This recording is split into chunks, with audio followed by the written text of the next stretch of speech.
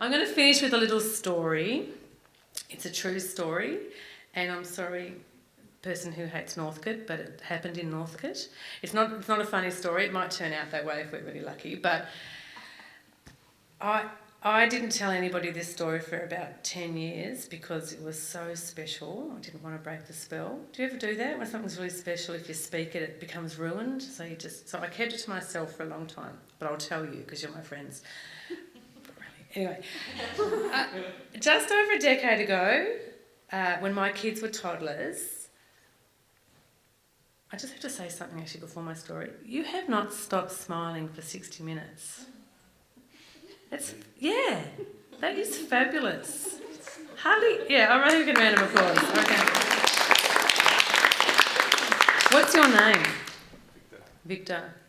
Are you friends with Victor? Just you are?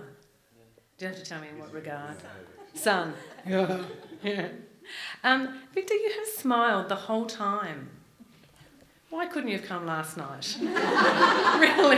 Really? Do you reckon, Michelle, if we'd had one smiler last night, it just would have made all the difference? Oh, God. The sweat.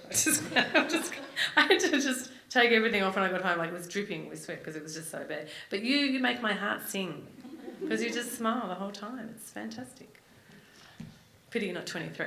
Anyhow, 10 years ago, I took my kids when they were toddlers out to lunch down the end of High Street, Northcote, and I hated being home, so it was very good to get out. And after lunch, I got the kids ready to leave, and my son couldn't find his toy, a little brown rubber monkey.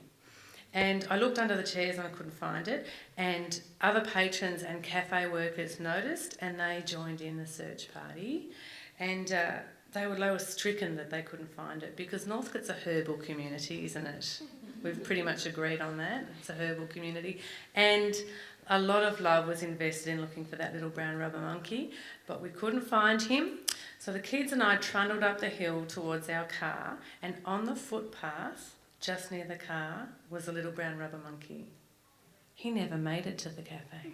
Of course, the kids were delighted, so we jumped in the car and we headed down towards home, down High Street, but also in the direction of the cafe. And if you know me, you'll know I can't bear loose ends. I have to finish everything up. No matter, even if it's bad news, everything has to be finished with and tied up. So as I was nearing the cafe, I slowed down, holding up a tram. And as I got level with the cafe, I stopped dead, holding up the tram and lots of cars. And I bipped really hard. And everybody in the cafe looked out the window at me, and I got out of my car and I waved the little brown rubber monkey in the air. Every single person in that cafe jumped in jubilation as though we had just pulled a child from a bomb site. People were hugging and kissing and high-fiving, and there was dreadlocks flying everywhere. It was beautiful. The tram driver, who I was inconveniencing and knew nothing of the story, was bipping his little beep, beep, beep, beep, beep. He was smiling and waving, and he was doing this, and he had tears in his eyes. Just like, I can see some tears now. It's beautiful. I sometimes cry when I think about this. It was just one of the most beautiful experiences of my life.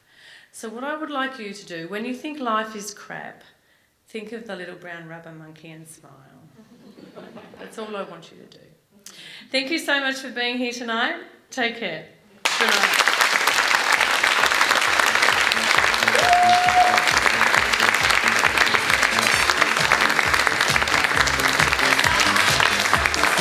Good night.